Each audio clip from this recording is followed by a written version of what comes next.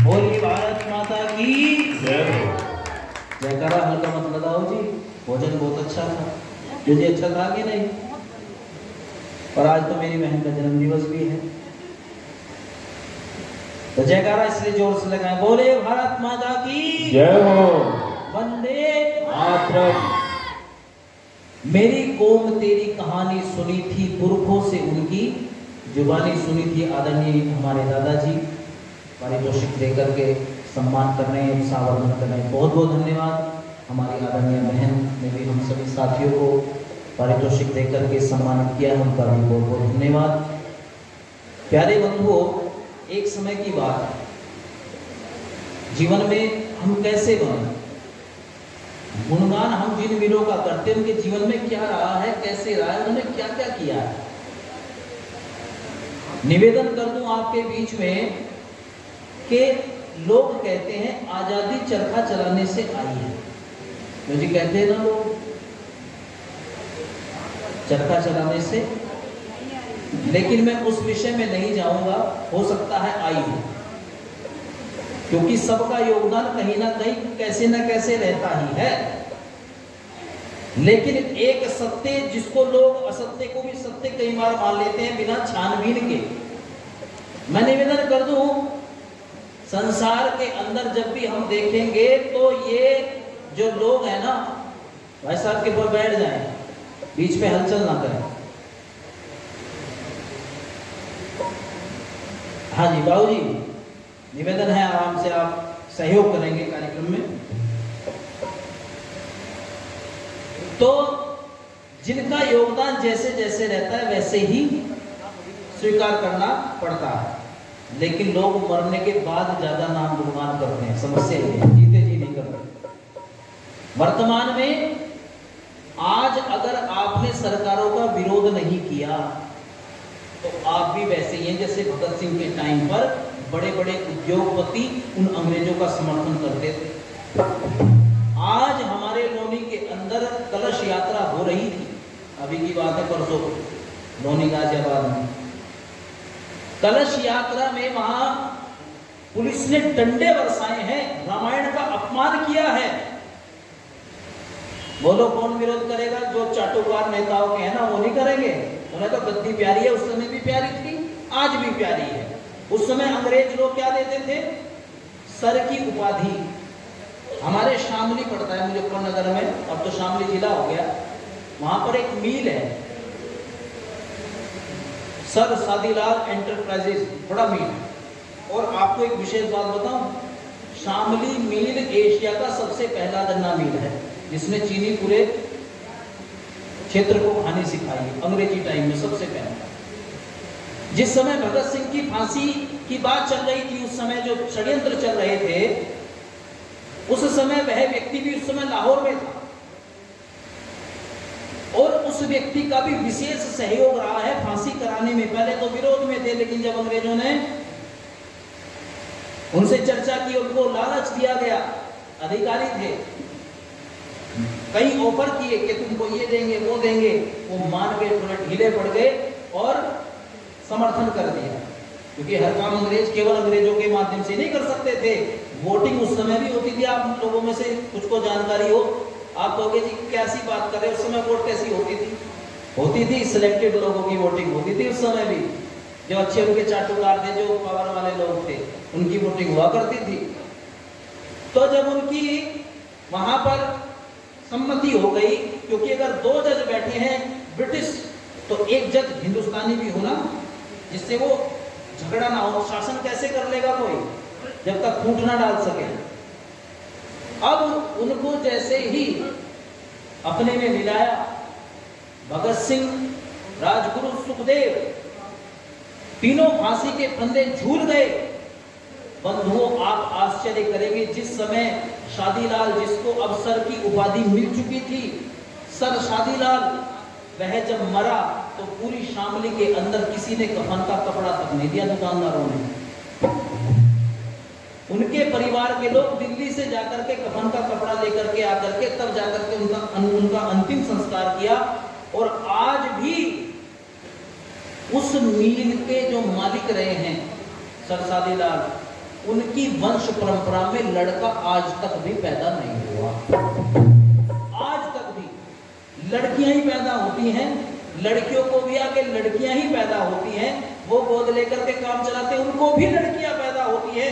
उस समय से लेकर के आज तक बोलो लड़कियां ही लड़कियां, यानी कि कोई पुत्र के दर्शन देखने को नहीं मिले।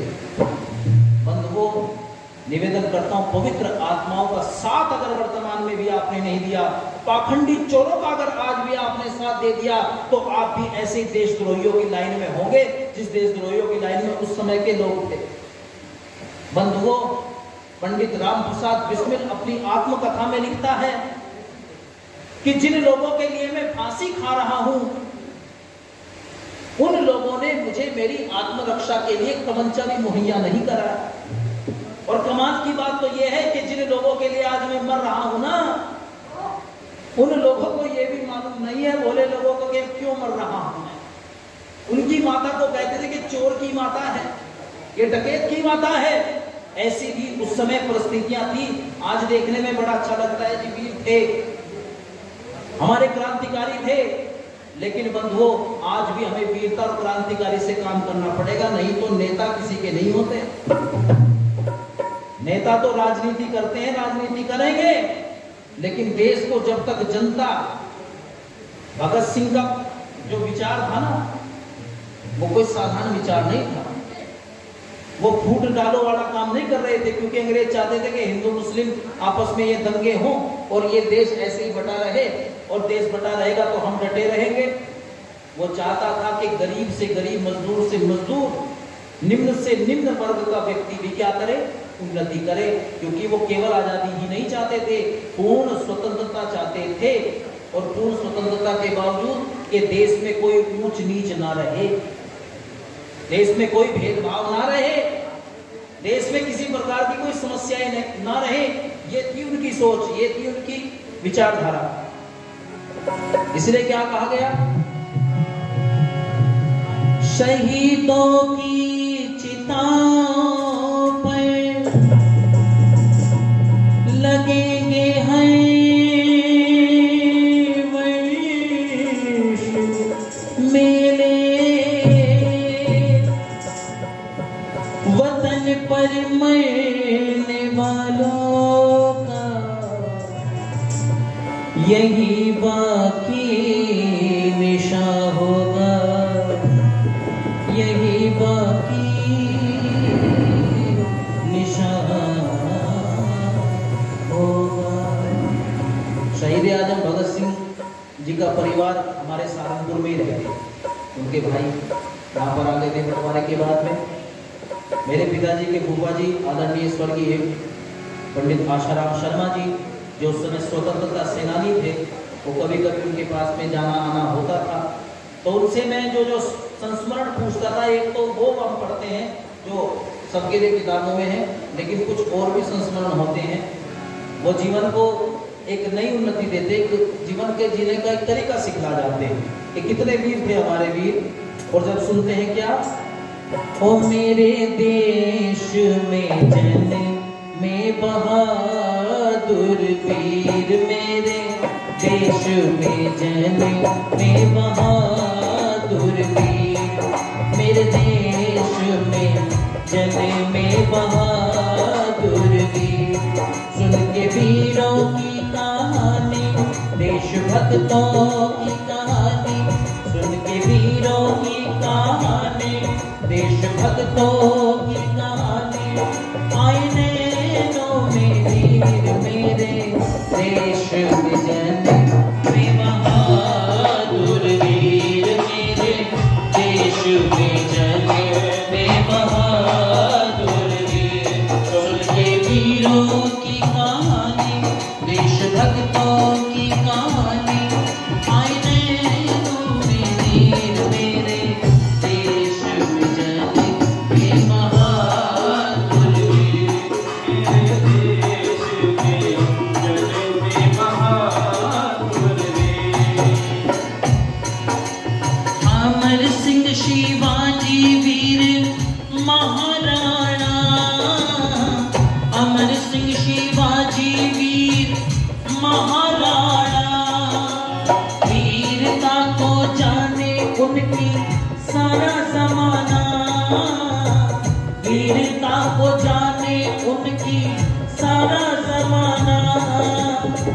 गजब था पृथ्वी नाज का निशाना, बंद आंखों से वो कमाल दिखाना, वो कमाल दिखाना। उसने शब्द को पहचान करके मारा था तीर, उसने बोल को पहचान करके मारा था तीर। सुन के वीरों की कहानी, देशभक्तों की कहानी, आईनों में मेरे देश में जलने बहादुर वीर, मेरे देश में जलने बहादुर वीर। वीरता वीरों ने यहाँ अपनी दिखाई, गोलियां सीनों पे हंस हंस के खाई, गोलियां सीनों पे हंस हंस के खाई। अंग्रेजों से लड़ी थी वो लक्ष्मीबाई, अंग्रेजों से लड़ी थी वो लक्ष्मीबाई। हार नहीं मानी, अपनी जान गवाई, अपनी जान गवाई। और कैसे लड़ी? वह वीर बनकर लड़ी मर्दानी थी, वह तो झांसी वाली। उसके मुंह में थी लगाम, दोनों हाथों में शमशीर, उसके मुंह में थी लगाम, दोनों हाथों में शमशीर। सुन के वीरों की कहानी, देशभक्तों की कहानी, आईनों में मेरे देश में जलने बहादुर वीर, मेरे देश में जलने बहादुर वीर। अंग्रेजों ने देश में जब करी गद्दारी, देश लूटा दुखी किए इनके नर नारी। अंग्रेजों ने देश में जब करी गद्दारी, देश लूटा दुखी किए इनके नर नारी। ऐसे में आया था नया नंद ब्रह्मचारी, देश को दे गया लाखों क्रांतिकारी, लाखों क्रांतिकारी। तोड़ी गुलामी की आ रही है वीरों ने जंजीर, तोड़ी गुलामी की आ रही है वीरों ने जंजीर। सुन के वीरों की कहानी, देशभक्तों की कहानी, आईनों में वीर, मेरे देश में जलने में बहादुर वीर, मेरे देश में जलने बहादुर वीर।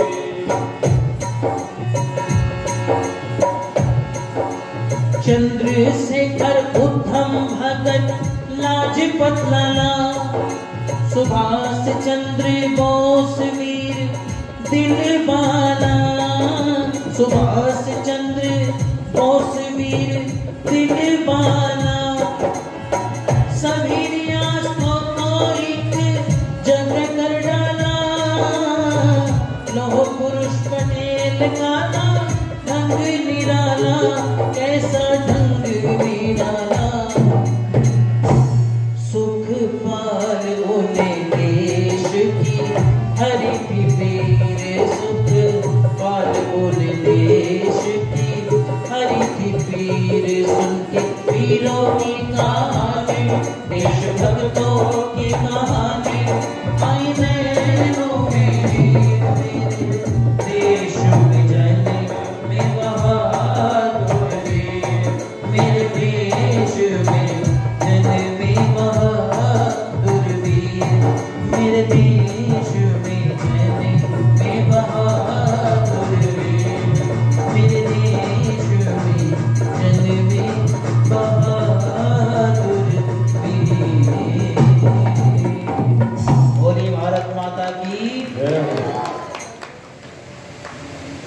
कांग्रेस का इतिहास कहता है कि लगभग 85% आर्य लोगों ने ही इस देश को आजाद कराया है। और मैं तो ये कहा करता हूं कि ये तो केवल ये बात हो जाती है कई बार कि हम आर्य समाज के लोगों की बात करते हैं। अरे जो भी लड़े थे वो सब आर्य थे, चाहे वो हिंदू हो, मुस्लिम हो, सिख हो, जैन हो, जो भी देश के काम आता है, जो भी राष्ट्र के हित रखता है, वो ही श्रेष्ठ होता है। बंधुओं, मैं निवेदन कर दूं इस शहीदी दिवस पर कि केवल गुणानुवाद करना, केवल अपने इतिहास को ही रगड़ते रहना और उसको देख करके आगे की योजनाएं ना बनाना, वो हमारे पतन का कारण हो जाता है। वर्तमान में भी परिस्थिति कोई ज्यादा बढ़िया नहीं है। आप जो विचार कर रहे हैं ये उन लोगों के जज्बे को, क्योंकि उस समय भी ऐसा ही था जैसा सरकारें हैं वर्तमान में। जो विरोध करेगा उसको डंडे बजाएंगे, चाहे वो कितना बड़ा सेलिब्रिटी क्यों ना हो, कितना बड़ा पहलवान क्यों ना हो। उस समय भी ऐसा ही था, जो सरकार के पक्ष में रहता था उसको वो बड़ा प्रेम करते थे अंग्रेज, और जो सरकार का विरोध करेगा उसको डंडों से मारते थे, जेल में डालते थे। आज भी तो ऐसा ही, आज कोई नई बात हो रही है, करके देखो विरोध, सोशल मीडिया तो और जल्दी हो जाती है। डंडे पड़वा देते हैं, बजवा देते हैं, उठवा देते हैं, जेल में भेज देते हैं, एलिगेशन झूठे, ईडी बीडी पता नहीं क्या क्या एलिगेशन लगा करके आपको अंदर कर देंगे। जो आपको विरोध आप करोगे, देखो अच्छाई के लिए आवाज उठाना, वो वीर भगत सिंह, राजगुरु सुखदेव, जितने हमारे वीर क्रांतिकारी शहीद हुए हैं, जो नींव की ईंट बनकर के भी, जिनके नाम तक भी हमें नहीं पता, वो भी लोग शहीद होकर के इस देश को कुर्बान होकर के बचा करके गए हैं, उनको सच्ची श्रद्धांजलि अर्पित करना है, उनके कर्मों को आगे करते रहना। वर्तमान में महर्षि दयानंद जी महाराज ने जो विचारधारा दी थी और कहा था कि विदेशी राजा चाहे कितना भी बढ़िया क्यों ना हो, लेकिन स्वदेशी राजा चाहे कितना भी बुरा हो, स्वदेशी राजा स्वदेशी राजा ही होता है। ऋषि दयानंद सरस्वती जी महाराज को जब पढ़ेंगे, ऐसा दुनिया में राष्ट्र के प्रति समर्पित व्यक्ति ऋषि आज तक नहीं है। वीरों के खून में उबाल देने का काम, जिसने उष्णता भरने का काम किया है, वो कौन थे? महर्षि दयानंद जी महाराज, जो भगत सिंह वीर बने, उनका परिवार वीरता से परिपूर्ण है। वो केवल और केवल किसकी देन है? आर्य समाज और ऋषि दयानंद की, क्योंकि उनके दादाजी और पूरा परिवार, आप जो शहीद आजम भगत सिंह फिल्म बनी है ना, आपने जिन लोगों ने देखी उसको ध्यान से देखना की बात। जब भगत सिंह बाल्यावस्था में अपनी चाची के पास आते हैं तो कमरे में पीछे महर्षि दयानंद की फोटो बनी है। वो फिल्म में भी दिखाई गई है कि घर में ऋषि दयानंद का फोटो टंगा है। बंधुओं, वो आर्यत्व के विचार उनके अंदर कूट कूट कर भरे हुए थे, इसलिए उन्होंने देश से इतना प्रेम किया, अपनी जान से इतना प्रेम नहीं किया। नहीं तो जब फांसी व्यक्ति चढ़ता है ना, तो जेलर लोग बताते हैं कि कुछ तो ऐसे केस होते हैं पंडित जी, कुछ तो पहले ही मर जाते हैं फांसी का नाम सुनते ही। लेकिन वो क्या वीर थे जो फांसी के फंदे चूम करके, फांसी के फंदे को चूम करके गले में डाल दिया, जल्लाद के भी हाथ कांपने लगे। अरे ये कितने बड़े वीर हैं, कितना बड़ा जिगर इनका है, कितना बड़ा हृदय ये लिए हुए हैं, वीरता से ओतप्रोत हैं। ऐसे लोग संसार में, बंधुओं, मौत का नाम भी बुरा होता है, लेकिन जिसने राष्ट्र के लिए अपने मौत को,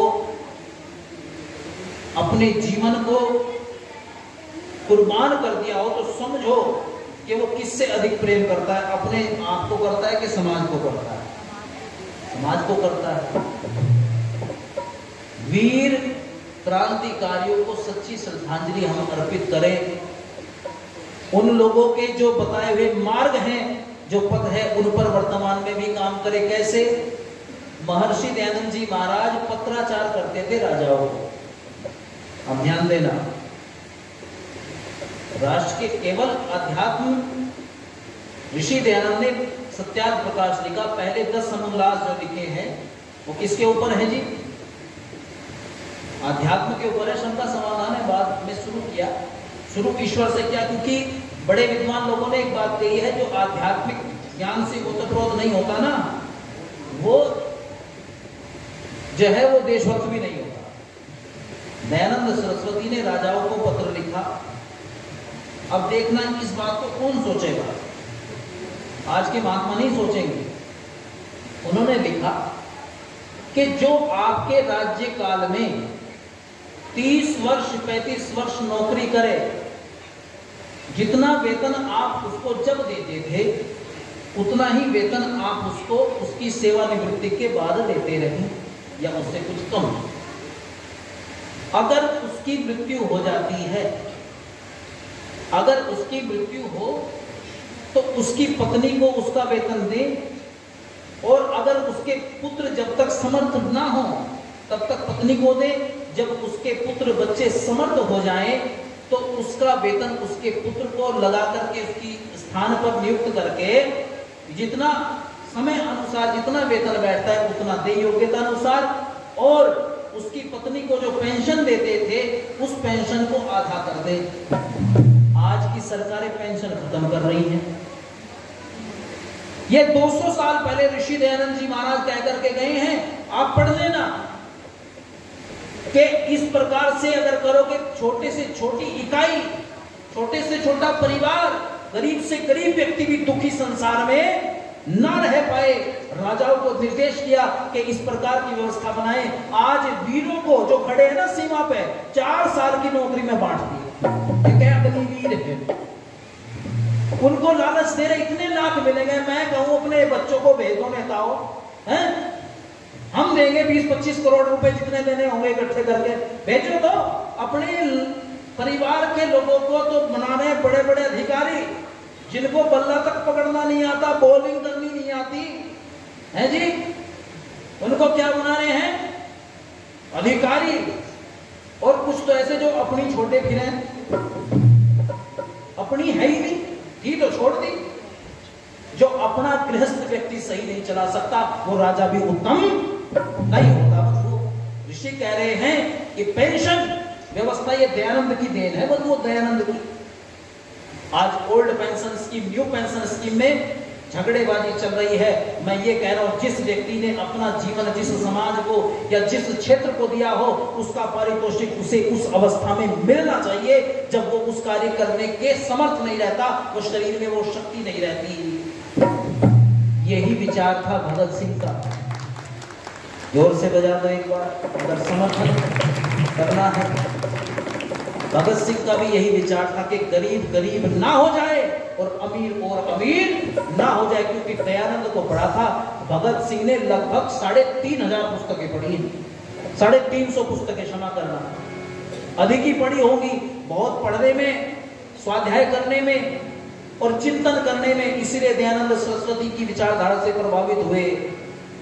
बाद में कहा गया, जब वो समय आया जब आप सोचना विचार करना, जब भगत सिंह राजगुरु सुखदेव फांसी के फंदे पर खड़े हैं, जल्लाद लीवर खींचने को तैयार है और तीनों आपस में मिल रहे हैं और कह रहे हैं कि इतनी ही सेवा कर सके हैं मां, क्या करें, यहां तक साथ था, आगे ये शरीर साथ नहीं देगा।